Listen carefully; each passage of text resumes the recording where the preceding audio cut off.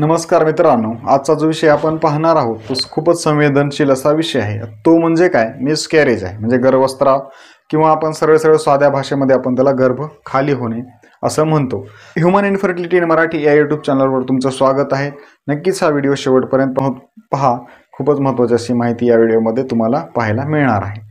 तर गर्भस्राव किंवा गर्भ खाली होणे याची व्याख्या आपल्याला म्हणता येईल म्हणजे 20 आठवडे अगोदर तो गर्भ जो आहे तो नष्ट होणे किंवा तो जगण्यासाठी सक्षम नसणे, म्हणजे 20 आठवडे अगोदर त्यालाच गर्भस्राव असं म्हटलं जातं। तर त्याच्याशी कारणीभूत काय घटक आहेत ते आपण आजच्या व्हिडिओमध्ये पाहणार आहोत।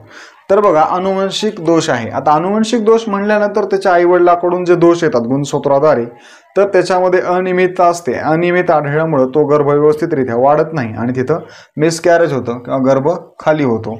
तसेच आहे गर्भाशयाचे दोष। आता बघा, राहण्यासाठी जर जागा आहे कोणाला व्यवस्थित नसेल तर तिथं तो राहत नाही। तसेच गर्भासाठी देखील गर्भधारणा झाल्यानंतर तो काय करत असतो, गर्भाशयाकडे येत असतो। जर त्याचं गर्भाशयाचं वातावरण असेल, गर्भाशयाचा आकार असेल आणि गर्भाशयाचं आरोग्य असेल, या तीन गोष्टी खूप महत्त्वाच्या असतात।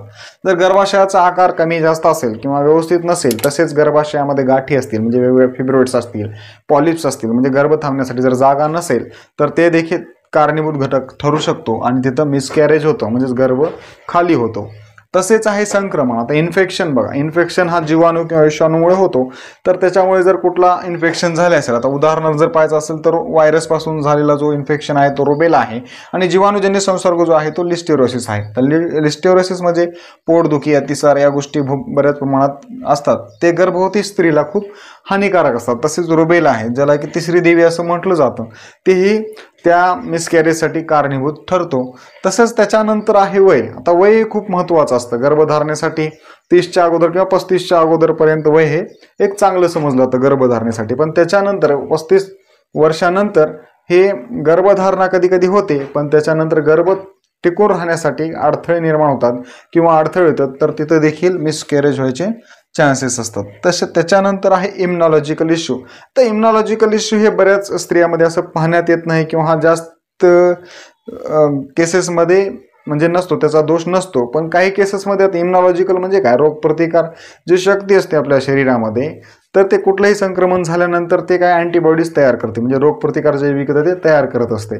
तर इथं गर्भ निर्माण झाल्यानंतर ते रोग प्रतिकार शक्तीला जे आहे तर कुठला तरी शत्रू आला असं समजून ते स्वतः गर्भावर हल्ला करतात आणि तिथं गर्भ नष्ट होतो। तर तिथंच त्याला मिसकॅरेज असं आपण म्हणतो किंवा गर्भ खाली होणे असे म्हणतो। तर तसेच शारीरिक आघात देखील आहे, किंवा ॲक्सिडेंट झाला असेल किंवा कुठं पोटावर आघात झाले असेल तर तिथं देखील मिसकॅरेज होऊ शकतो किंवा तिथं गर्भ खाली होऊ शकतो।